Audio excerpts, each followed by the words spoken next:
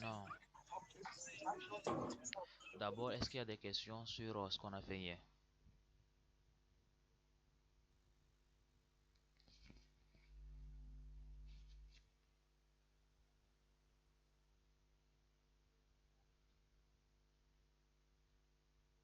Pour le moment, non, de mon côté. D'accord. Alors, je vous souhaite encore une fois la bienvenue pour cette deuxième journée de formation. Et aujourd'hui, comme je l'avais déjà dit dans le groupe, nous allons aborder les plateformes de trading que nous allons utiliser régulièrement. Au-delà des plateformes de trading, nous allons également parler un peu des techniques d'analyse. Ok, au-delà des techniques d'analyse, bon, d'abord les techniques d'analyse ou bien les différents types d'analyse, nous allons parler d'abord l'analyse fondamentale, l'analyse technique après, et au niveau de l'analyse technique, maintenant, nous avons plusieurs catégories ou bien plusieurs types d'analyse. Ok, les catégories d'analyse, nous allons les voir, les stratégies et tout ça là. Maintenant, à la fin de la séance d'aujourd'hui, il y a quelqu'un qui m'a posé la question ce matin ou bien hier soir, je pense. Bon, je n'ai pas répondu. Donc, je vais répondre directement ici, à la fin ici, pour que ça puisse aider tout le monde en même temps. Ok.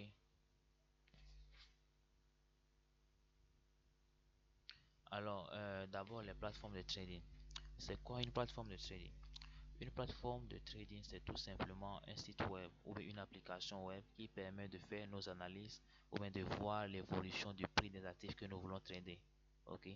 Euh, Ça permet également, ou bien ce sont des plateformes également sur lesquelles on peut essayer de voir l'évolution de notre portefeuille. Au-delà de l'évolution de notre portefeuille, ça nous permet également d'avoir les outils d'analyse. Je prends l'exemple de TradingView. TradingView nous donne un grand nombre d'outils que nous pouvons utiliser pour faire les analyses. Nous avons plusieurs outils, par exemple les rectangles déjà qui nous permettent de faire plein de choses. Ok, les supports, les résistances et tout ce qu'on veut, les trendlines. On a plein d'outils en fait avec TradingView et c'est d'ailleurs la plateforme la plus utilisée pour les analyses. Maintenant, nous avons également une deuxième plateforme qui est tellement utilisée. Il s'agit de MetaTrader. MetaTrader, nous avons beaucoup plus avec le 4 et le 5, c'est-à-dire le MetaTrader 4 et le MetaTrader 5, mais le plus utilisé c'est le MetaTrader 5. Euh, Ce qui sera beaucoup intéressant de faire, c'est de télécharger le MetaTrader 5. Donc déjà à partir de ce soir ou bien à la fin de la séance de ce soir, chacun peut déjà commencer à télécharger l'application qu'il faut et commencer déjà à essayer de se familiariser avec les graphiques. Voilà, de familiariser petit à petit avec les graphiques. Je rappelle toujours que ce n'est pas à la fin juste de ces quelques 3 jours de formation que vous pourrez vraiment commencer à trader. Mais pour cela, j'ai donc décidé de faire carrément un programme sur le long terme. C'est-à-dire que ces 3 jours, c'est juste pour vous donner les bases, ok, les bases, les notions basiques qu'il faut. Et maintenant, avec la suite, nous allons faire des séances toutes les semaines ou bien toutes les 2 semaines, ok. On va essayer de le faire et continuer à ajouter un peu de la valeur, continuer à apporter de la valeur ajoutée. Comme ça permettra à tout le monde de s'en sortir en fait. Voilà. Maintenant, ce que moi je vais vous dire, c'est quelque chose, c'est ceci. MetaTrader d'abord, il nous permet à la fois de faire les analyses et de prendre les positions de trade. Ok, pour prendre les positions de trade, nous avons euh, une partie carrément dédiée à ça et nous avons aussi accès à des graphiques sur lesquels on peut faire analyse. Mais avec MetaTrader, par exemple, déjà personnellement, je ne suis pas trop à l'aise lorsque je fais mes analyses sur MetaTrader. Donc, je préfère beaucoup TradingView. Ok, TradingView non seulement les outils d'analyse que TradingView nous offre, c'est que c'est beaucoup plus flexible en fait pour moi. Donc, ça dépend de chacun. C'est pourquoi il y a plusieurs plateformes de trading et chacun prendra ce qui va mieux avec lui. Et moi personnellement, ce qui va mieux avec moi, c'est le TradingView et puis MetaTrader. Et MetaTrader, lui, il est d'ailleurs incontournable pour tout le monde. Là, nous allons prendre les positions. Celui-ci nous permettra de faire les analyses et de venir prendre la position ici. Maintenant, pour TradingView, je rappelle que bon, d'abord nous l'utilisons généralement de façon gratuite, mais il y a aussi la version payante qui donne beaucoup plus d'outils que ceux qui utilisent la version gratuite, comme nous, comme ça. Moi, j'utilise déjà la version gratuite, mais déjà j'ai pas mal d'outils qui me permettront de faire allègrement mes analyses. Ok. Et au niveau de MetaTrader, ça c'est un must, tout le monde doit l'avoir. Et déjà à partir de ce soir, vous pouvez le télécharger. Je vais voir après la session. je vais envoyer peut-être les liens ou bien les logos, les images de ces applications pour que vous puissiez les télécharger. Maintenant, pour ceux qui sont sur les PC, euh, je ne sais pas si c'est encore important de télécharger TradingView. Par exemple, moi, je ne télécharge même pas TradingView hein, sur le PC. Je vais directement en ligne et je le fais, les analyses et autres. Mais MetaTrader autres, c'est sur le téléphone mobile. Donc, vous pouvez le télécharger directement sur mobile et ça passe. Ok. Maintenant, je pense que nous avons déjà vu les deux plateformes majeures que nous aurons utilisées pour nos analyses. Et il y a plus d'autres plateformes, mais pour l'instant, comme ça n'est pas trop important, nous allons beaucoup plus travailler ici. Maintenant, je rappelle encore quelque chose. Cette formation que je fais, c'est une formation qui est beaucoup plus globale. Donc, quand je parle de global, ce qui veut dire qu'on peut trader à la fois le forex, on peut aussi trader à la fois les indices synthétiques. Maintenant, ceux qui sont sur le forex, les indices synthétiques. Donc, d'abord, je parle d'abord du forex. Les matières premières comme l'or, le pétrole et tout ça, les indices boursiers, eux, ils peuvent facilement faire leur analyse sur TradingView. Ça passe. Ok, il n'y a pas de souci. Maintenant, quand vous finissez de voir tout votre analyse, lorsque vous avez atteint le point où vous voulez faire votre entrée sur le marché, ce que nous allons voir ce soir à la fin, c'est ce que je réserve d'avoir à la fin par rapport à la question qui m'a été posée. Vous pouvez maintenant venir sur MetaTrader et prendre votre position de trade. C'est bon. Maintenant, ceux qui trade les indices synthétiques, vous, il n'y a malheureusement pas les indices synthétiques sur TradingView. Mais parce que quoi, les indices synthétiques, comme je le disais hier, c'est un broker qu'on appelle Derive qui fournit les indices synthétiques.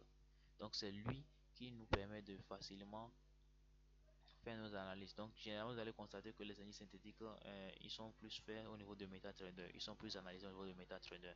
Mais heureusement qu'il y a des outils améliorés qui nous permettent de faire nos analyses sur une version de TradingView. Donc on appelle ça Derive TradingView. Si vous tapez Derive TradingView en même temps, ça viendra. Vous aurez accès aux outils de TradingView, mais juste pour les actifs qui sont au niveau des indices synthétiques. Tout à l'heure, bon, je vais vous montrer ça tout à l'heure quand vous allez aller sur les graphiques et vous allez voir comment ça se fait. Heureusement, c'est pourquoi d'ailleurs le live est plus intéressant quand je fais vous voyez en même temps. Ok, donc je pense qu'on a fini avec les plateformes. Maintenant, on va essayer de voir rapidement les différents types d'ordres, plutôt les fonctionnalités essentielles des plateformes. Bon, j'avais déjà donné la majorité des fonctionnalités que les plateformes nous permettent de faire. Déjà, j'ai parlé de suivi de portefeuille. Suivi de portefeuille veut dire que si tu fais un dépôt d'un capital initial, au fur et à mesure que tu prends les trades, tu essaies de voir en temps réel comment est-ce que ton capital évolue. Est-ce que ça diminue, ça augmente, comment en fait, voilà un peu. Tu peux essayer de voir l'évolution de ton capital. Maintenant, il y a également les passations des ordres. Bon, ça, on le sait déjà, les passations des ordres.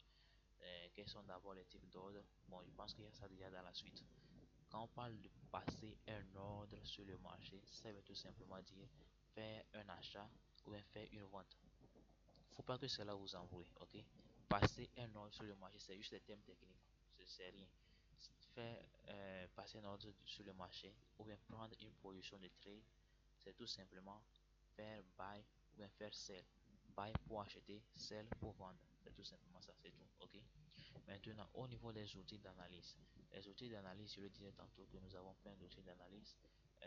Si on n'a pas pu le faire ce soir, pour les prochaines sessions, on le fera. Ok, pas forcément demain, mais pour les prochaines sessions, on le fera. C'est-à-dire, je pense même dédier une session particulière pour TradingView. Apprendre à utiliser TradingView, c'est très important. Dans le cas contraire, vous pouvez aussi déjà vous rendre sur YouTube et commencer à voir comment utiliser TradingView parce qu'il y a plein d'outils au niveau de TradingView, même si vous êtes en mode gratuit, il y a plein d'outils que vous pouvez utiliser.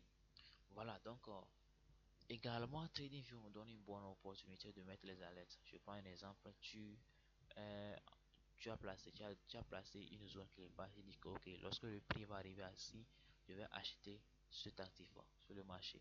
Mais le prix n'est pas encore arrivé là-bas. Donc c'est ton analyse qui t'a dit que quand le prix va arriver là-bas, ça va continuer vers la hausse. Alors tu vas plutôt faire quoi? Un buy pour acheter bien sûr.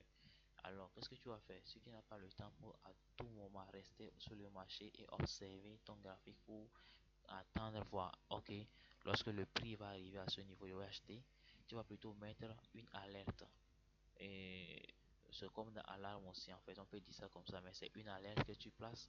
Et donc, lorsque le prix arrive à ce niveau, tu reçois la notification que l'alerte, ou bien plutôt le prix est arrivé dans la zone où tu l'attendais.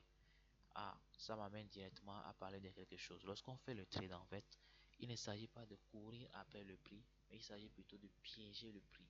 Tu fais ton analyse et tu dis, ok, si le prix arrive dans cette zone, par rapport à tel outil, ou même par rapport à ceci que j'ai déjà vu dans mon analyse, la probabilité que le marché parte vers la hausse est plus forte. Alors quand le prix arrive vers là-bas et que ça donne une confirmation, alors je peux buy. C'est-à-dire que je peux cliquer sur acheter. Vous voyez un peu. Dans le cas contraire, je fais plutôt sell.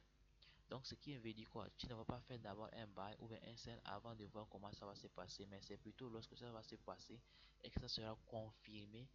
Ok, quand ton setup sera confirmé, validé d'abord et confirmé, là tu te dis ok, c'est parti, j'achète. Et tu achètes maintenant et tu avances. D'accord? Donc on ne poursuit pas le marché, surtout quand tu rates une opportunité où tu devais, par exemple, je disais tantôt que si tu pièges le prix dans une zone et que tu as oublié de placer l'alerte, lorsque le prix arrive et ça dépasse et ça prend déjà la position ou bien une tendance haussière, faut pas chercher à tout prix à rattraper le prix ou bien à rattraper cette opportunité. Tu peux rattraper l'opportunité s'il y a voilà, s'il y a encore opportunité sur cette opportunité. Mais s'il n'y a pas d'autres opportunités sur cette opportunité, il ne faut pas forcer. Le marché offre toujours des opportunités à tout moment et donc il faut toujours attendre. On aura toujours et toujours une autre opportunité. D'ailleurs, on n'a pas qu'un seul actif sur le marché, là c'est un et de deux. Même si c'est un seul actif que tu trades de toutes tes journées, quand tu rates une opportunité, tu ne dois pas être stressé parce qu'il y a une deuxième ou troisième ou quatrième opportunité encore que tu pourras saisir. Pas forcément dans la même journée ou dans la même semaine. Voilà. Mais ce qui est sûr, jusqu'à ce qu'une semaine passe, forcément, il y aura une opportunité. Ok, voilà, donc nous avons déjà vu un peu les fonctionnalités essentielles. Bon, j'espère que je ne suis pas aussi trop rapide. Est-ce que vous arrivez à noter, n'est-ce pas? S'il y a quelque chose à noter, vous pouvez noter. Ça, c'est juste des grandes lignes que j'ai essayé d'énumérer pour pouvoir me guider en fait la séance. Maintenant, les types d'ordres. Ok, les ordres que nous passons sur le marché. Ceci, c'est les types d'ordres que j'ai essayé d'énumérer déjà, mais il faut savoir que les ordres qui sont les plus utilisés sur le marché, c'est l'ordre buy et sell, c'est tout. Acheter et vendre, c'est tous les deux ordres qui sont utilisés. Il y a les buy stop, les sell stop, les buy limit, les sell limit, tout ça là, je ne vous le donne pas maintenant, ok?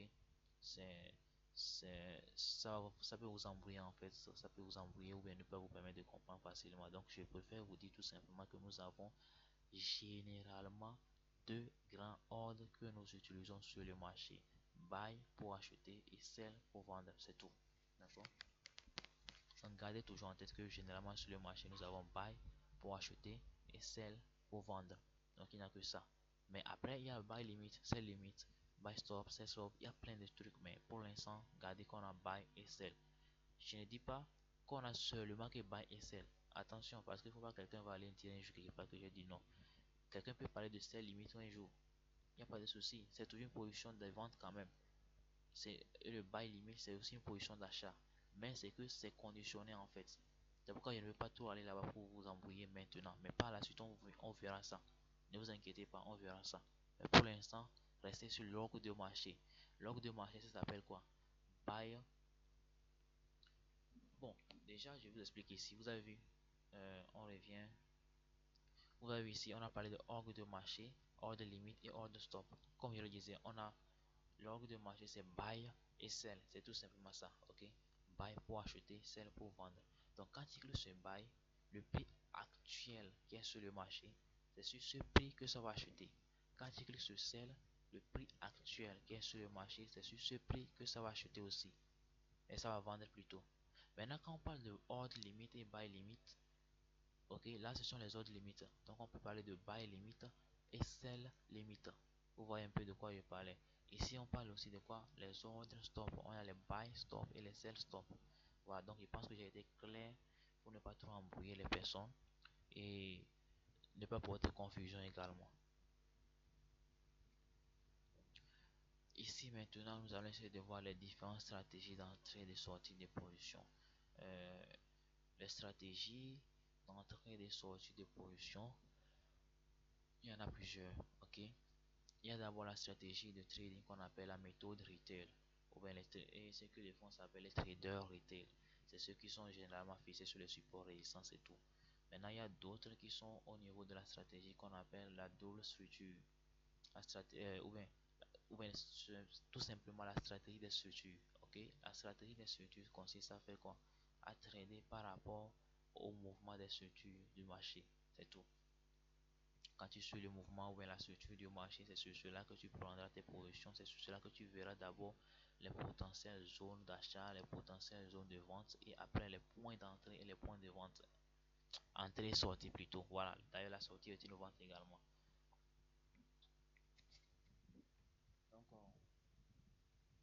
toujours au niveau des stratégies de trading, il faut noter que nous avons trois grandes catégories de trading. Ok, on a le trading intraday ou bien le day trading. Le day trading, c'est un trading où quand tu prends une position au cours de la même journée ou bien au cours des 24 heures qui suivent, tu peux fermer la position ou bien tu vas fermer la position. Donc ça s'appelle le day trading. Maintenant, le swing trading, c'est ce trading où la position peut durer pendant plusieurs jours, voire même des semaines. Maintenant, au niveau de le scalping, c'est le trading qui se fait sur de très petites unités de temps. C'est-à-dire que là, il n'est pas question d'une journée, mais c'est plutôt des heures, des minutes. Ok? Tu prends une position où après quelques minutes déjà, ça atteint l'objectif, tu fermes, tu reprends une autre. Donc, il faut savoir tout simplement que le trading le plus flexible et le moins stressant se trouve entre le day trading et puis le swing trading. Mais le scalping, sans vous mentir, le scalping demande beaucoup de compétences techniques et de l'agilité. Il faut être tellement agile pour le faire et ce n'est pas du tout conseillé pour les débutants. Le scalping n'est pas conseillé pour les débutants. Ça, c'est un. De deux, le scalping, c'est pour ceux qui ont du temps. Le temps pour rester régulièrement devant les graphiques. Ça, c'est le truc du scalping, les inconvénients en fait. Mais ce qui serait bien conseillé pour quelqu'un qui travaille, ou bien quelqu'un qui va au boulot tous les jours, ou bien quelqu'un qui va à l'école tous les jours, ce serait le day trading tout simplement. Un matin, un soir, tu fais tes analyses. Quand ça atteint, tu prends ta position, tu vas, tu reviens, après tu observes. Et même là où tu vas, tu pourras aussi suivre de près ton trade, puisque tu as pris le trade sur le téléphone. Voilà.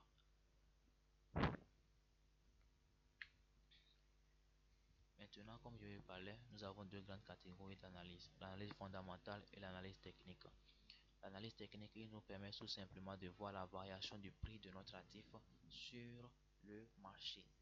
Et cette variation du prix se, se matérialise par des bougies japonaises. Heureusement que j'avais déjà abordé le thème des bougies japonaises hier où je vous disais que il y a quelque part le prix d'ouverture et le prix de fermeture. Donc si le prix d'ouverture est inférieur au prix de fermeture de la bougie, alors la valeur a augmenté. Mais si le prix de fermeture est inférieur au prix d'ouverture, ça veut dire naturellement que la valeur a chuté. C'est tout. Donc ici déjà, si je viens ici, vous voyez déjà que nous avons que des bougies rouges qui sont ici. Donc ça veut dire quoi? Sur cet angle, sur ce petit espace là, la valeur de notre actif a chuté, mais ici la valeur a plutôt augmenté. Maintenant, il faut retenir que de façon générale, la bougie rouge ou les bougies rouges représentent les bougies de baisse. En fait, ça veut dire que la valeur baisse et les bougies vertes désignent les bougies de hausse. Cela ne veut pas dire que c'est exactement ou bien c'est seulement ça. Non, les couleurs peuvent être changées. Il y a le noir, le blanc, tout ça là. Vous pouvez modifier les couleurs telles que vous le voulez, telles que vous vous sentez à l'aise. D'accord? Maintenant, au-delà de l'analyse technique, il faut savoir que l'analyse technique utilise beaucoup de notions. Beaucoup de notions. C'est là que nous allons beaucoup nous attarder en fait. Pas maintenant, mais au fur et à mesure qu'on évoluera, nous allons beaucoup nous attarder sur l'analyse technique parce que l'analyse technique nous amène tout le temps sur le graphique. Le graphique est fourni par les plateformes de trading. MetaTrader, nous allons utiliser ou Trader pour les indices synthétiques. Voilà. Maintenant, au-delà de tout ça, nous allons maintenant avoir ce qu'on appelle les indicateurs techniques. Les indicateurs techniques, nous avons par exemple le RSI. Hier déjà, j'en avais parlé un peu du RSI et du MACD et je vous disais qu'on va voir ça par la suite. Voilà, nous sommes ici. Le RSI, le MACD, on avait également parlé un peu de la moyenne mobile hier. Voilà. nous avons les moyennes mobiles exponentielles et tout ça là. Donc, c'est de tous ces outils que nous allons nous baser pour faire notre analyse technique, c'est-à-dire les moyennes mobiles, pas forcément les moyennes mobiles, mais les indicateurs techniques, le graphique, l'action du prix qu'on appelle souvent price action, tout ça là.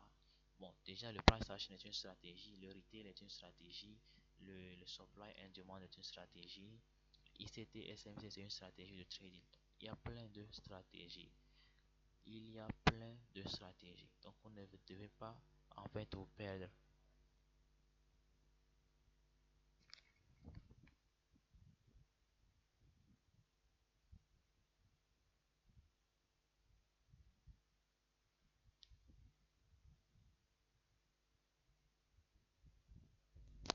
Donc je disais tantôt que vous ne devez pas vous perdre. D'accord? Si vous prenez une stratégie, elle fonctionne, gardez-la toujours. Vous pouvez essayer de songer, tester d'autres stratégies, mais ne pensez pas avoir trop de stratégies, ça va bien. Vous allez vous mélanger, vous allez avoir ce qu'on appelle généralement les faux signaux si vous combinez beaucoup de stratégies.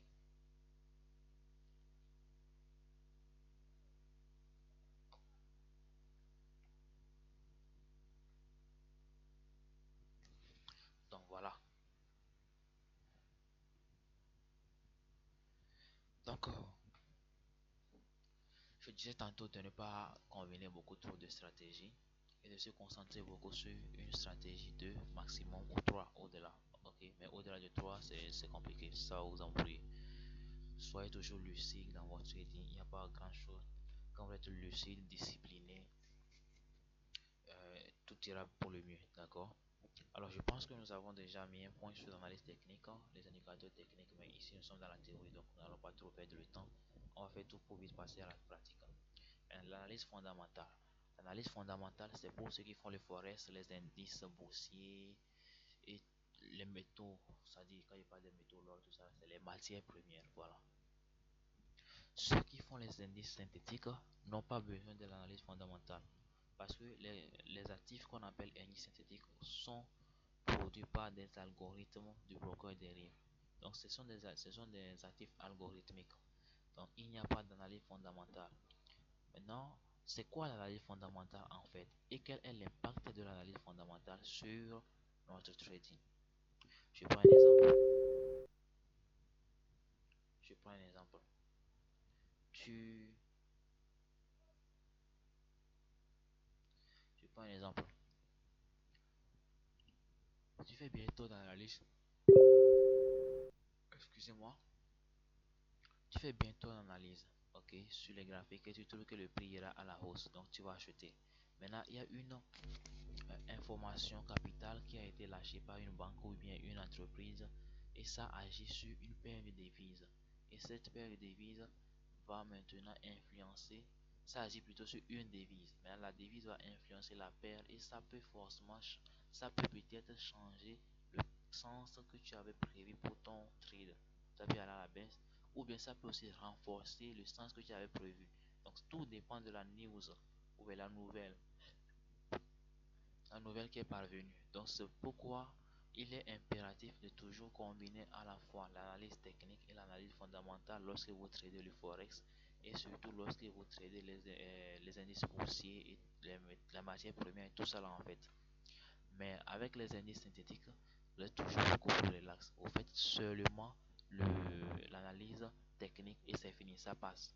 Parce que les informations, les news, les bruits de fond, les données macroéconomiques, tout ça là, n'influence pas du tout les algorithmes de dérive. Donc ça n'influence pas les indices synthétiques. Voilà un peu ce que c'est.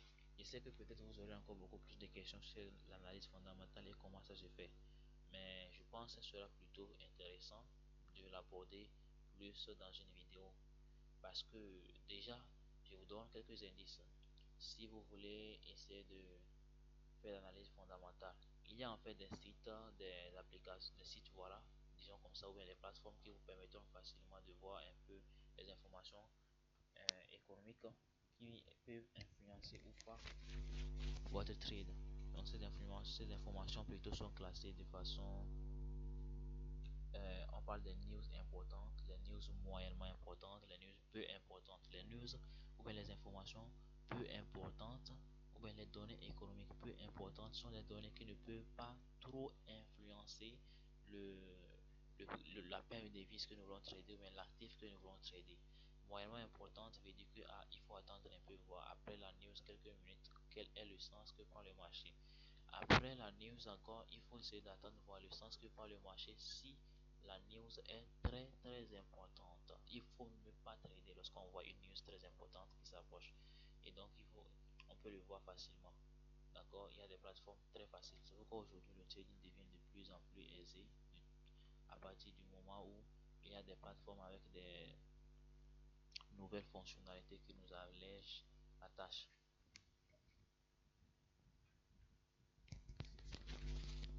Ok, donc je pense que nous sommes déjà sur le point de conclure. Mais voilà, en concluant, je vais rapidement retourner sur les graphiques et vous montrer ce que je vous avais déjà promis.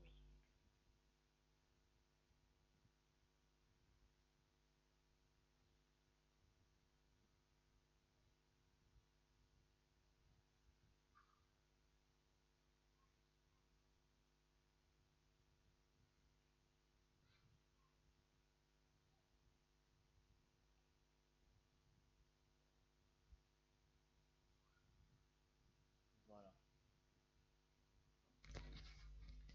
Donc, premièrement, nous irons sur Derive Trading View, n'est-ce pas? Derive Trading View, ça c'est pour les analyses synthétiques. Donc, comme je vous le disais, si vous voulez avoir accès aux outils de Trading View pour trader les indices synthétiques ou pour analyser les indices synthétiques, il faut taper simplement Derive Trading View. C'est ça, il est tapé ici comme ça, Derive Trading View. C'est ça. Et je vais lancer maintenant. Et on va attendre.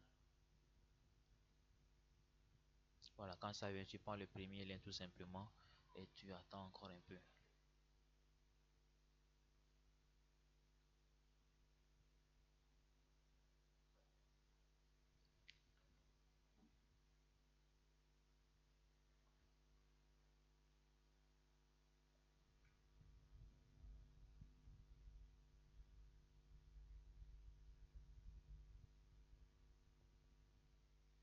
Voilà, ça c'est notre graphique. Ok, j'espère que ça n'effraie personne déjà. Hier, on avait déjà essayé d'aborder un peu ce que c'est. On avait essayé un peu de voir les bougies. Voir déjà qu'ici nous avons une bougie, une deuxième bougie. Ok,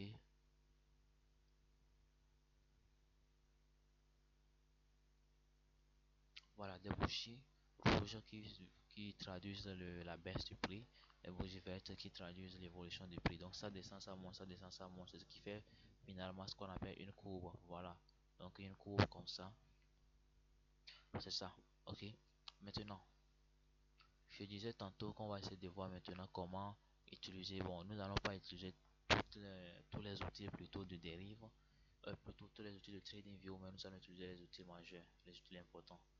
D'abord, j'ai ceci qu'on appelle qui nous permet de tracer les trend lines. Les trend lines, c'est quoi? Ce sont les lignes de tendance. Tout simplement, c'est ça. Une ligne de tendance, c'est une ligne qui nous permet de déterminer quelle est la tendance du marché. Donc ici, pour tracer d'abord la tendance du marché, on cherche le point le plus haut et l'autre point le plus haut ici. Donc vous allez voir que ici, je place maintenant. Bon, il y a plusieurs manières de le faire. Certains disent qu'il faut plutôt placer ça au niveau du haut de la mèche. Ici, de la mèche de la dernière bougie, c'est-à-dire sur la mèche supérieure de la bougie et ici également sur la mèche supérieure. Voilà, ça c'est pour certains. Mais d'autres, de façon simple, on met ça directement au niveau du corps de la bougie comme ça montre déjà ce que c'est. Je sais pas si vous voyez. Mais bon, il faut pas trop exagérer quand même. Donc voilà, c'est ça. Donc ça c'est une trend line ou bien une ligne de tendance. Pourquoi c'est en pointillé? C'est moi qui ai réglé ça comme ça pour que ça puisse. Bon, c'est ce qui me plaît moi en fait. Quand c'est en pointillé, ça me plaît. Mais je vais vous montrer comment je l'ai fait. Ok, un instant, c'est comme si quelqu'un.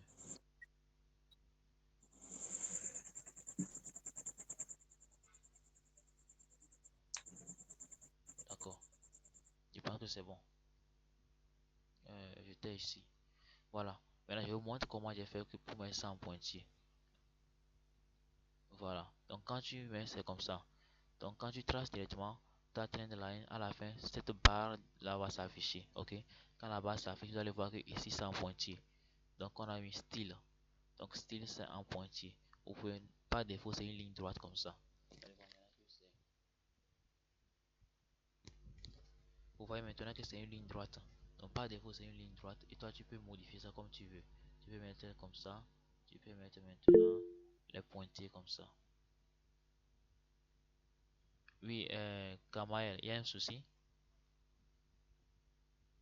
Euh, oui, je veux savoir, euh, on trace juste la trendline comme ça, ou bien parce que lorsqu'on trace la trendline, qu'est-ce qui ne peut pas dire que le prix va dépasser le point le plus haut que tu as déterminé si la tendance est normalement baissière? J'ai pas compris en fait ce que vous avez dit. Je disais, Oui, tu as tracé la trendline, n'est-ce oui, pas? Tu as vu qu'on prend le point le plus haut oui, jusqu'au point, le dernier point, n'est-ce pas?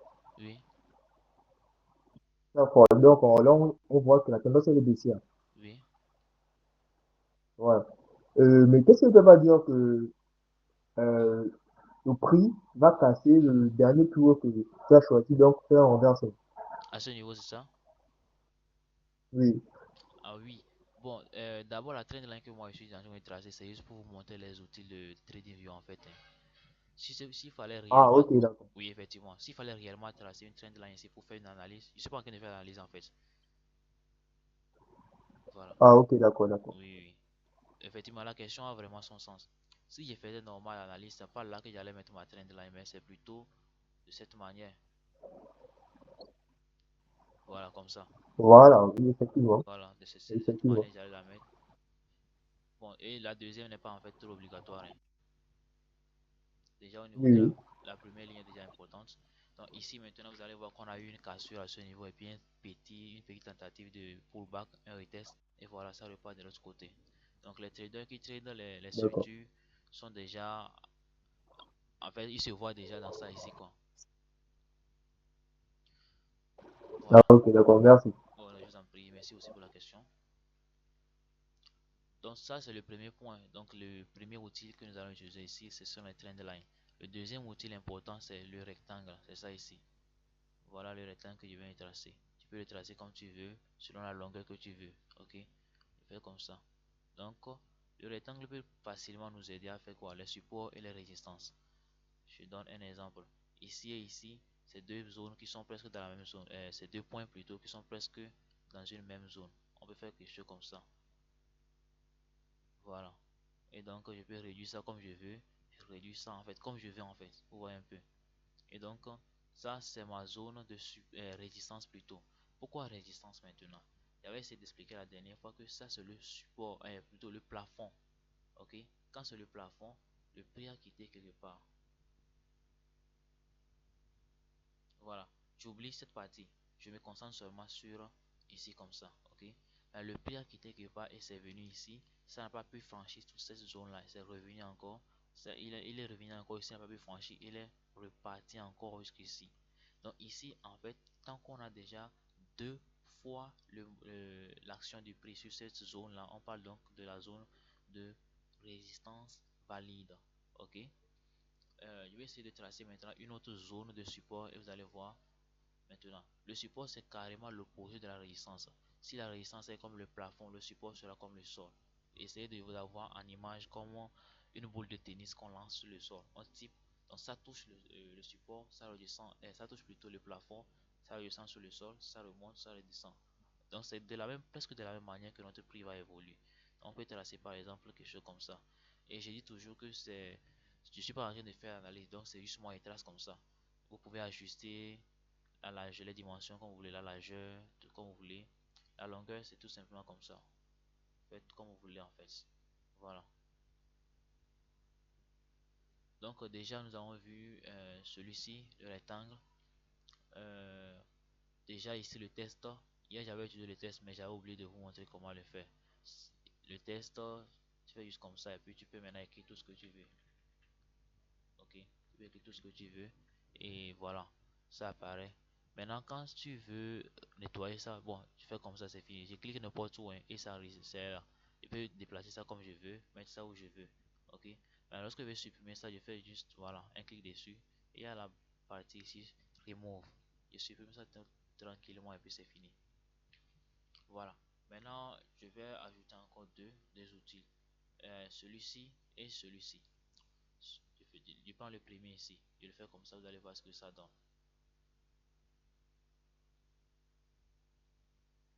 Voilà ce que ça donne. Lui, c'est pour faire une position vendeuse, une position sell.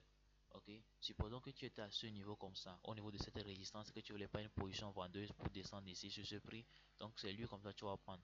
Le milieu là, c'est tout simplement là où il faut mettre là où tu veux prendre ta position. Voilà. Pour moi, je le fais comme ça. Je rappelle toujours que c'est juste une illustration.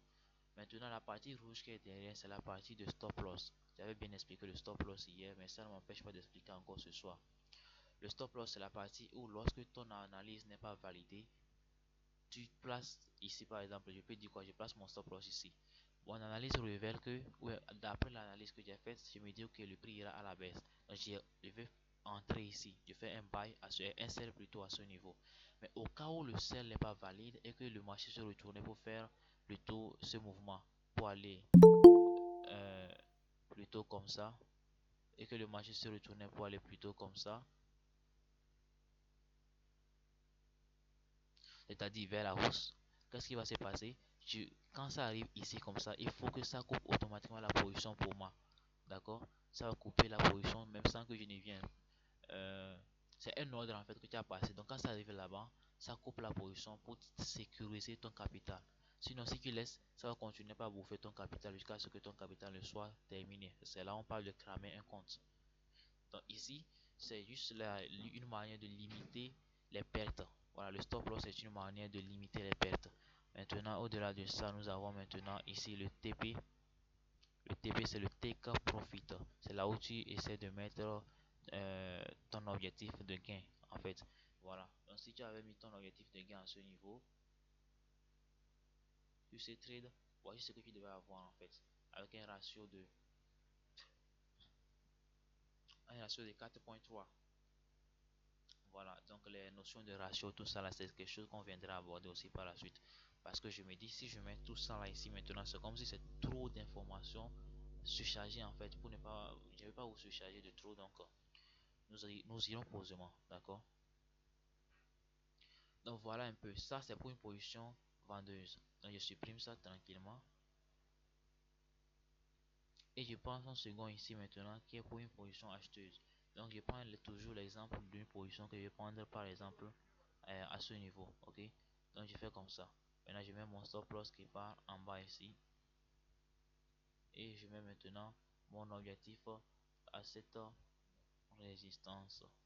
Voilà. Donc ici c'est juste un risque de un ratio de 2.6. C'est pas mal. Maintenant vous allez me poser aussi la question de où est-ce que je lis ce ratio. C'est juste ici. C'est écrit ratio 2.6. Voilà, c'est tout. C'est pas quelque chose de si grand. L'idéal serait toujours de vous exercer. Je donnerai tout à l'heure les informations. Bon, un petit résumé. Les plateformes. D'ailleurs, si je vous envoie le PowerPoint, vous allez tout voir. Le MetaTrader et puis le MT5.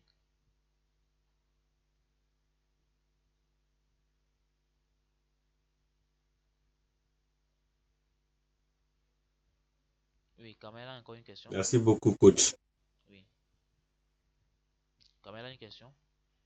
Hum, bon, je ne sais pas si la question est nécessaire cette partie aujourd'hui.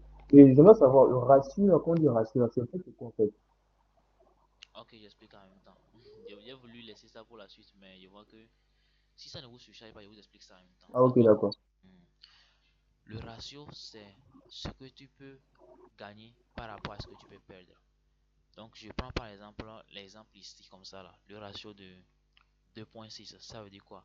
Tu peux gagner 2 pour perdre 2 points. Tu peux plutôt gagner 2,6 pour perdre 1 ici. Bon, si les ratios A virgule vous fatiguent, je vais prendre un ratio simple. D'accord? Je prends un ratio de 1.3. Un ratio de 3, c'est quelque chose comme ça. Bon, 3, 0,4, prenons 3. Ok? Tu vois un peu ceci, non? Ce que je viens de mettre ici. Le ratio, c'est 3. Bon, Oui. 3.04, mais D'accord. prenons 3. Ça, c'est ça. Maintenant, je vais prendre encore ceci et je vais te faire comprendre la différence entre les deux. Voilà ce que je vais mettre, le deuxième que je viens de mettre. Le c'est par défaut, le ratio c'est un directement. Un directement veut dire quoi? Ça veut dire que ton trade a la possibilité de gagner un ou de perdre un. Mais ici, plutôt, tu as la possibilité de gagner jusqu'à 3,04 et de perdre un. Je sais pas si, bon, ce serait un peu compliqué pour vous de comprendre ça, mais je t'explique ça quelque chose comme ça. Tu as Oui, 100 non, francs. je vois les affaires. Ça avance. Ok, Oui, je c'est prends bon. l'exemple. Tu as 1000 francs CFA, d'accord? Maintenant, tu veux trader avec les Mhm. 1000 francs. Tu veux trader avec 1000 francs. Maintenant, tu te dis, ok, je mets tous les capitaux en même temps. On parle de all in. All in. Je mets tous les 1000 francs Mhm. sur le marché en même temps pour trader ça, ok? Maintenant, je me dis, ok, dans le cas où il Oui. faut perdre, je perds seulement 300 francs. Et dans les cas où il faut gagner, Mhm. ce qui veut dire que je gagnerai, euh, si tu as un ratio de 3 comme ça, dans les cas où il faut gagner, ça veut dire quoi? Tu vas gagner maintenant 3 fois les capitales que tu as. 3 fois 1000 francs CFA. Ah, d'accord. Voilà. S'il faut gagner, tu D'accord. vas perdre Ouais, 3 je vois. fois le capital que tu as. Donc ça fait 3000 francs que tu vas gagner s'il faut gagner. Mais s'il faut perdre maintenant, là c'est à toi de paramétrer également ça ici, au niveau des stop loss où je disais. Ah, ok. Voilà, donc c'est ça Ok, en fait. d'accord. C'est ça en fait le ratio. D'accord, merci. Ouais. Est-ce que c'est aussi bon chez tout le monde? S'il y a des questions posées en même temps.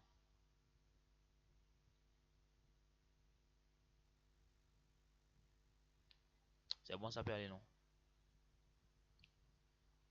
Ok, bon, il y a juste encore un petit outil ici, c'est le cercle là. Tu peux l'utiliser pour énumérer quelque chose comme tu veux. Il n'y a pas de souci. Tu peux faire tout ce que tu veux. En fait, le truc c'est que si vous-même vous l'appliquez, il n'y a rien qui va se gâter. Donc, vous avez votre plateforme, que ce soit sur téléphone ou bien sur PC. Vous allez maintenant toujours cliquer et essayer de vérifier, voir ce que ça donne. C'est toujours comme ça que vous allez découvrir. Maintenant, tout ce que vous allez voir ici, et je prends, je vous montre, c'est juste une barre de raccourci que moi j'ai fait. J'ai mise là-bas. Donc, c'est les outils que j'utilise beaucoup plus régulièrement que j'ai mis ici maintenant. Donc, je disais que les outils que j'ai mis ici, ça c'est juste euh, un raccourci des outils que j'utilise régulièrement. Donc, c'est ici que vous allez tout trouver. Quand vous venez ici, vous allez cliquer, il y a tout ici. La trend line, voilà la trend line que j'ai ici. Maintenant, pour ajouter au niveau de la raccourci, il y a juste une étoile qui est à côté là. Donc, vous allez voir qu'ici, j'ai déjà cliqué sur l'étoile là. Donc, c'est ça qui a ajouté ça ici. Je vais faire un exemple. Ok. Je vais ajouter ceci. On a dit cross line. Je vais ajouter ça. Donc, il y a l'étoile qui est ici. Je clique sur l'étoile. Vous allez voir que cross line s'est ajouté ici en même temps. Vous avez vu. Donc, je vais prendre par exemple là, horizontal line. C'est ici. Donc, il n'y a pas l'étoile. Donc, je clique encore sur l'étoile. Et ça a été ajouté encore ici. Maintenant, si je vais faire partie ça de ma barre de raccourci, je vais venir encore cliquer sur l'étoile, je désactive l'étoile et puis c'est fini. Donc c'est de la même manière, vous allez faire tous les outils qui vous intéressent, tous les outils que vous utilisez régulièrement. Donc c'est ici, j'ai pris par exemple position long, position short.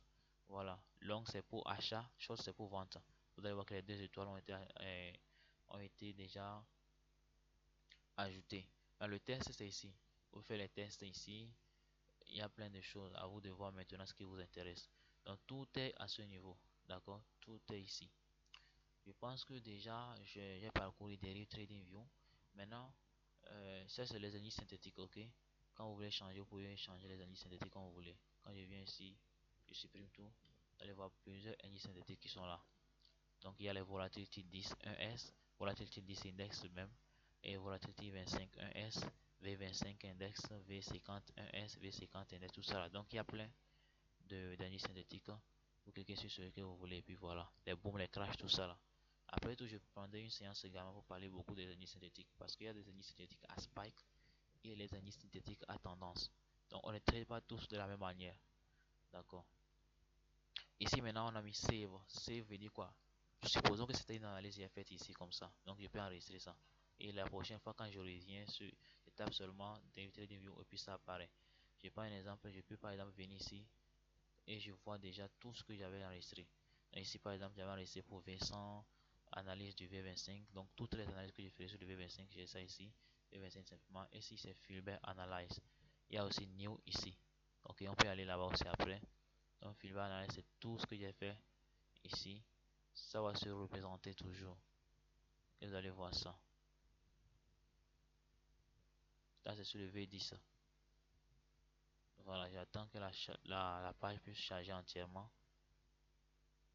Donc c'est presque la même chose également. Si tu viens ici, tu vas voir tout ce que tu avais enregistré. Tu avais enregistré également new ici. Et puis tu peux mettre le nom que tu veux, il n'y a pas de souci. Voilà, donc ça c'était des analyses que j'avais essayé de faire aussi. Voilà, donc vous allez voir tout ce que j'utilise. C'est là. Donc voilà, c'est des trucs, des zones que j'ai essayé d'énumérer. Donc lorsque mon prix arrive dans cette zone, j'essaie maintenant de voir ce qu'il faut faire. Je vais essayer de voir si...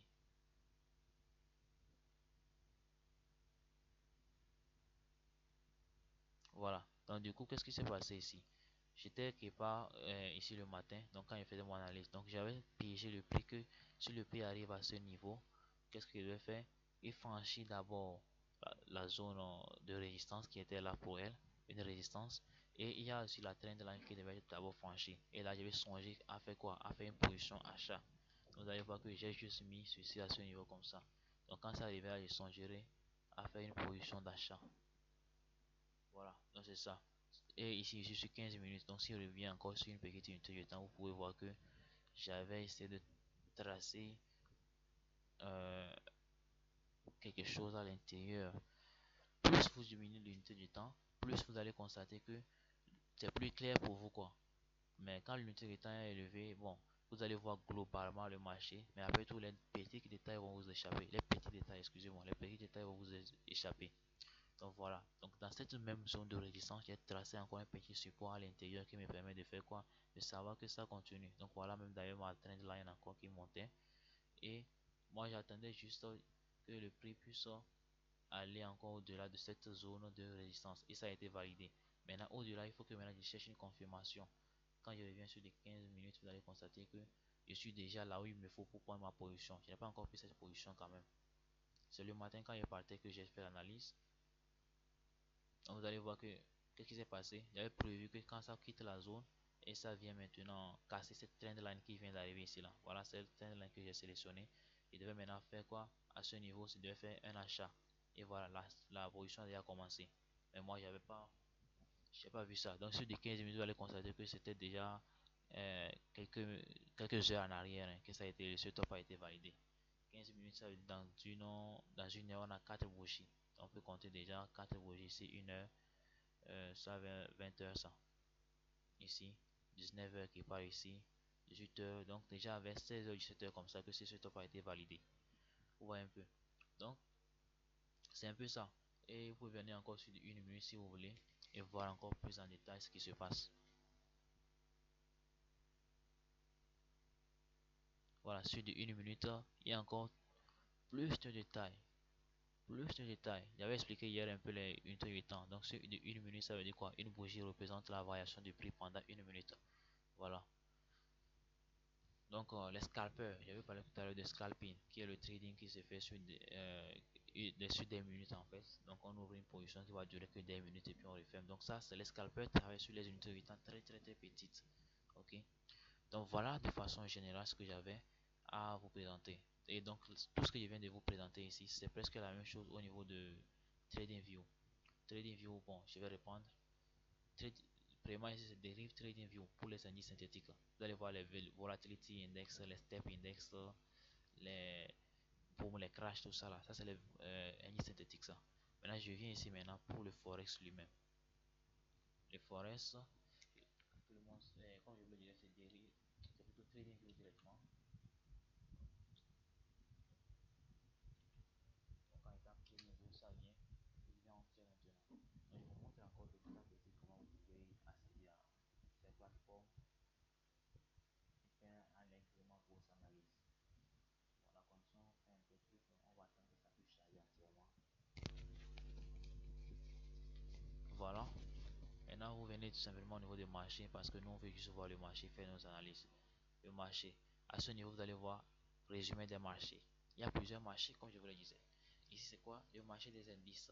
Mais ici, Heureusement, ça m'amène à vous faire directement la différence entre les indices boursiers et les indices synthétiques. Vous avez vu que les indices synthétiques sont fournis par des livres. Ça, on a vu de l'autre côté. Mais ici, ça s'appelle les indices boursiers. Le CAC 40, c'est un indice boursier. Les SP500, tout ça, sont des indices boursiers. Ok? Le Nasdaq, tout ça, là, sont des indices boursiers. Maintenant, nous, on ne veut pas un indice boursier. On veut plutôt au niveau de Forex. Donc, on va encore revenir ici. Et on vient en bas ici. Forex. Maintenant, Forex, lui, nous amène encore à voir un peu, et on veut des paires mineures, des paires exotiques, des paires majeures, tout ça là. Mais nous, on prendra directement euro. Voilà, c'est venu ici déjà, les paires de devises. Donc, le Forex, si vous avez dit tantôt hier que quand on parle directement de paires de devises, pensez Forex. Quand on parle de Forex, pensez que ce sont les paires de devises, c'est tout. Donc, je prends par exemple le JPY et l'euro. JPY, c'est le yen japonais contre l'euro. Donc, je clique dessus tout simplement et ça en train de charger ici déjà. Et donc ça va nous donner le graphique de cet actif. Ok,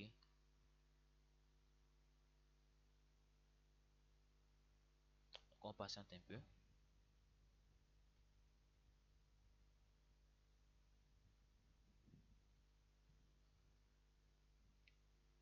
Voilà, ça va apparaître qui par ici, voir sur le marché. Voilà, c'est ça, c'est venu.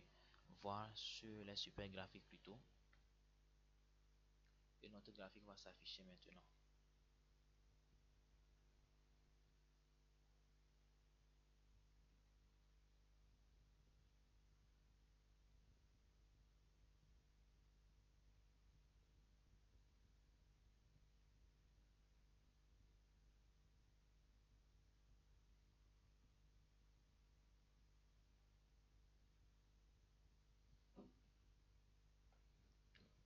Ok, ça apparaît avec trop de sauts, trop de gaps à ce niveau. Donc, ça serait un peu compliqué. Et vous voyez, je vais prendre par exemple Eurocard. Eurocard. Bon, CAD c'est le CAD, hein, c'est le dollar canadien.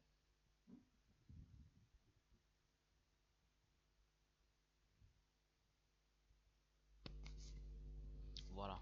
Donc vous voyez ici encore que nous sommes devant un graphique. Et bon, comme exposé déjà, j'ai oublié de préciser de l'autre côté. Ici, voilà, ici, on a mis sell, ici on a mis buy. Donc sachez que dérive est plutôt le trading view directement. Il peut nous permettre de faire facilement ce que je disais, acheter, vendre, acheter, vendre. Mais avec la version plus avancée, on a beaucoup plus d'outils.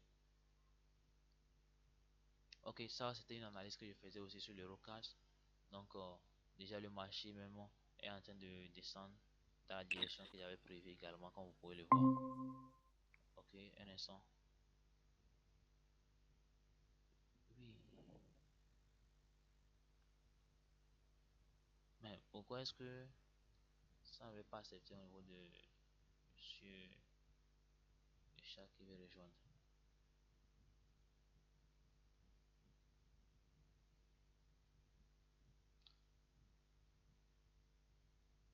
Parce que je n'ai rien bloqué. Donc, naturellement. Ok, je fais un truc.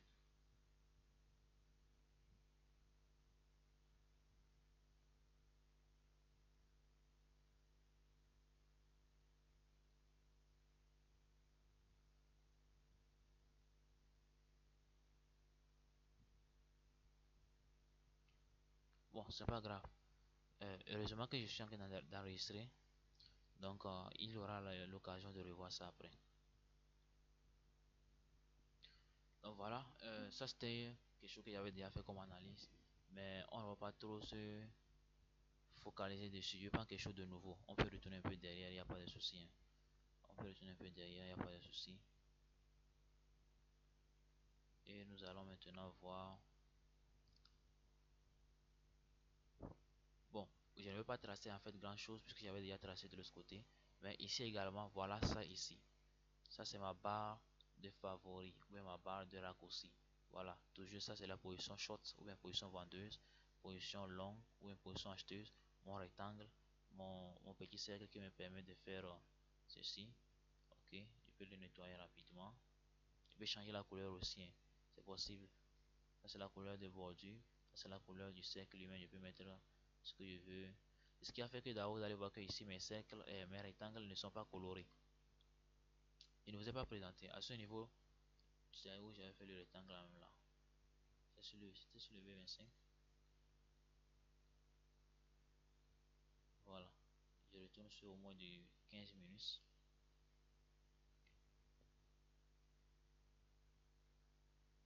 Le rectangle qui est rouge là, je peux facilement changer la couleur. C'est bien possible. Je clique simplement sur mon rectangle juste au bord pour que ça puisse sélectionner. Voilà. Ici maintenant, je viens changer la couleur. C'est rouge, j'avais choisi par défaut. Je vais changer maintenant le noir. Et ça, c'est pas le noir, hein. C'est une autre couleur qui tire sur le centre un peu comme ça. Je peux mettre le jaune. Voilà. Donc, c'est à moi de changer comme je le veux en fait. Donc, je ramène sur la couleur qui était. Voilà. Donc, c'est de la même manière ici. Je peux changer la couleur, je peux le mettre en couleur, tout ça là. Donc, à moi de voir en fait comment je vais le faire pour que ce soit bon pour moi. En fait, c'est moi qui utilise. Donc, pour que ce soit bon pour moi, je peux le faire. Je profite directement pour vous montrer ici. Regardez en haut où je mets mon curseur. C'est là que se trouvent les unités du temps. Donc, je peux modifier. Actuellement, c'est sur du 5 minutes que je regarde ce graphique. Ok. Donc, je vais effacer ce cercle là d'abord.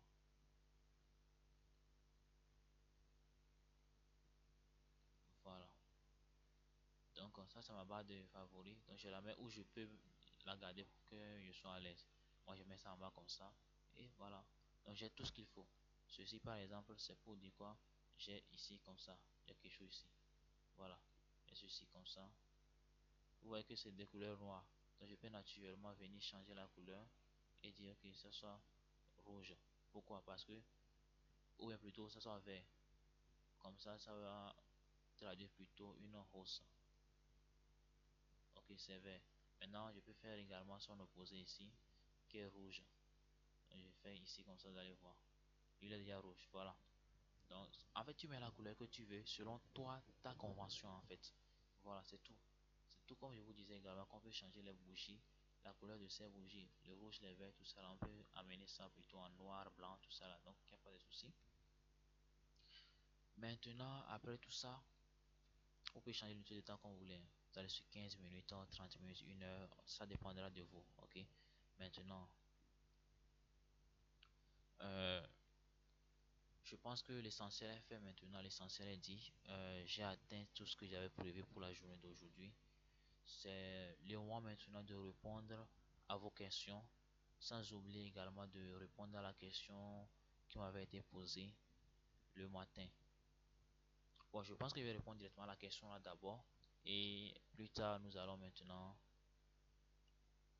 prendre vos questions. C'est mieux comme ça. Ok, voilà. Donc, je vais sortir d'ici. Je peux aller maintenant sur un step, par exemple. Step, samba, ou bien les jumps. Ouais, c'est tout ça. C'est des indices synthétiques. Je tiens toujours et toujours à rappeler que les indices synthétiques sont différents des indices boursiers. Voilà. Maintenant, il y a le matin une question qui m'avait été posée. La question suggère à essayer d'élucider un peu sur les points d'entrée. Ah, ah. Bon, je pense que ce serait mieux plutôt que j'aille sur mon analyse pour essayer de trouver un point d'entrée. Ça va mieux? C'est le V25.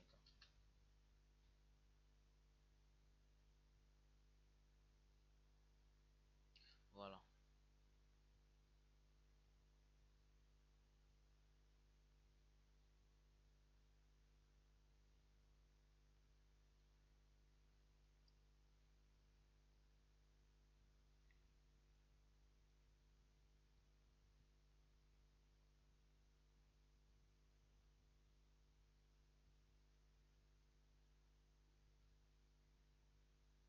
Est-ce que c'est ici? Ah,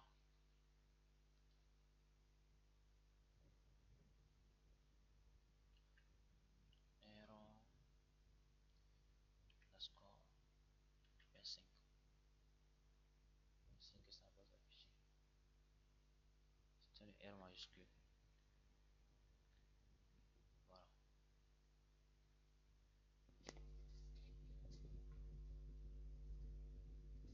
Donc, je suis à ce niveau déjà. Maintenant, comment je peux découvrir, découvrir le point d'entrée exact où je vais entrer sur la position. Donc ici, je suis sur les 15 minutes. Sur les 15 minutes, je me suis dit, ok, voilà ce qui va se passer sur mon actif que j'ai analysé. Il faut que d'abord ce prix traverse ou bien franchisse ma zone de résistance là qui est ici. Et donc quand ça franchit la zone de résistance, je veux également que ça casse cette trendline baissière.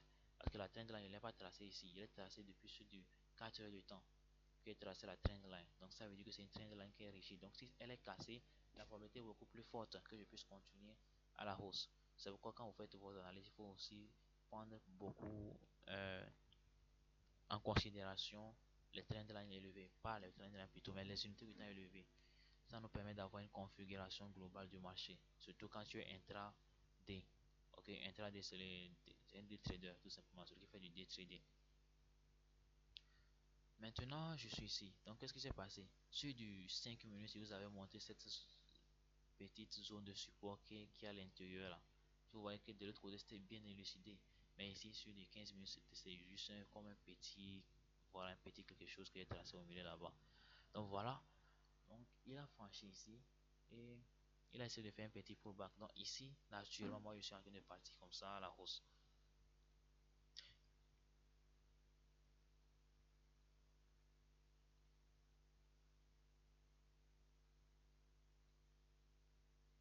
Je vais essayer d'agrandir ça pour qu'on puisse voir mieux.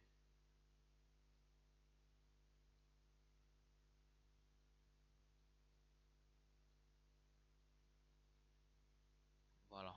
Donc, nous sommes à ce niveau maintenant. Qu'est-ce que je me suis dit? Je me suis dit que lorsque le prix va franchir la zone et faire cette cassure de la trendline, je vais naturellement espérer un pullback. Euh, de façon générale, il y a toujours ce truc là où il faut pas trop négliger, d'accord, le pullback. Souvent, ce n'est pas respecté, mais de la façon la plus générale, c'est respecté. Le pullback, c'est que quand ça casse, ça revient encore retester la zone avant de continuer, comprendre la tendance normale vers la hausse en fait. Donc ici, par exemple, quand ça casse ici, ça ne veut pas aller directement. Ok, il est revenu retester, il partait, il est encore revenu retester la zone encore avant de partir. Maintenant, regardez ce qui se passe. Moi j'ai programmé une entrée à cette cassure. Donc naturellement déjà quand je suis ici, euh, je ne sais pas ce qui va se passer à ce niveau, d'accord. Donc ce qui se passe ici, c'est que quand ça s'est cassé, j'espérais un pullback. Parce que le pullback est arrivé ici, c'est ici que moi je devais prendre ma position maintenant. Donc ici je suis de 15 minutes. Je ne pouvais pas facilement prendre ma position sur les 15 minutes. Ça m'amène directement à vous donner un conseil. Ne prenez pas trop de positions sur les unités de temps qui sont élevées. Ça ne va pas vous avantager. Parce qu'il faut toujours voir les petits détails. Les petits détails sont importants. Donc il faut aller maintenant sur des très petites unités de temps. Ok, comme de 5 minutes, 1 minute. Et je vous dis même que d'autres personnes vont suivre des secondes pour prendre leur position. Donc voilà ici. Vous voyez que ici je vois encore plus clair que l'autre côté où j'étais en train de souffrir. Donc je disais tantôt que ça cassait ici. Donc ça va continuer. J'attends toujours quoi? Un retest de la zone. Un pullback. Le pullback est arrivé ici. Donc c'est ici que moi je prendrai ma position. D'accord? Je ne sais pas ce qui va se passer après, hein, parce qu'en ce moment, moi, le prix est ici. Il y a un pullback. Maintenant, pour entrer, maintenant, il y a ce qu'on appelle les confirmations, les figures de confirmation. On a les bougies qu'on appelle les doji, qui sont des bougies importantes qui nous permettent de savoir en fait dans quelle situation nous sommes. Donc ici, ce sera là où je vais m'arrêter pour l'instant, pour celui qui a posé la question. J'espère que tu as déjà vu comment je fais. Je reviens sur les unités de temps plus petites et j'essaie de voir plus clair à quel niveau précis je peux entrer et quand est-ce que je peux cliquer. Donc je ne peux pas le faire de façon hasardeuse. Donc maintenant ici je vais essayer maintenant de voir la bougie qui se forme. Comme c'est le doji, ça m'éclaire que je peux aller à la hausse parce que j'ai en effet une petite baisse. Donc j'ai un doji qui est un petit doji. Et au-delà du doji, ici aussi vous voyez que c'est un doji qui s'est déroulé. Mais ici c'est pas un doji, un marubozu. Donc en fait c'est des bougies qui nous permettent en fait de comprendre ce qui va se passer. Il y a également les marteaux, il y a les marteaux inversés, le- même le doji, il y a plusieurs catégories de doji également. Il y a l'englobante. L'englobante est une confirmation beaucoup plus sûre. Ok, l'englobante est une confirmation très sûre. Bon, vous n'allez peut-être pas comprendre ce que c'est que l'englobante, mais je pense qu'il se fait un peu tard, je ne vais pas entrer dans le détail. J'ai un fichier que j'avais préparé, je pense, sur les chandeliers japonais. Donc ça, on va travailler sur ça après. Et je vous enverrai ça également. Ça vous permettra de mieux cerner tout ce que je suis en train de raconter ici là. Donc jusque là, je pense que celui qui a posé la question, bon, je n'ai pas retenu votre nom déjà, vous m'excusez. Donc, est-ce que déjà vous êtes satisfait? Et il y a d'autres questions encore? Oui, ça avance. Merci beaucoup. Ok, d'accord. Dieu merci. Merci aussi à vous pour avoir suivi. Maintenant, par rapport à toute la séance de ce soir, toute la séance d'hier et à toutes vos interrogations sur le trading et tout cela, si vous avez des questions, elles seront les bienvenues.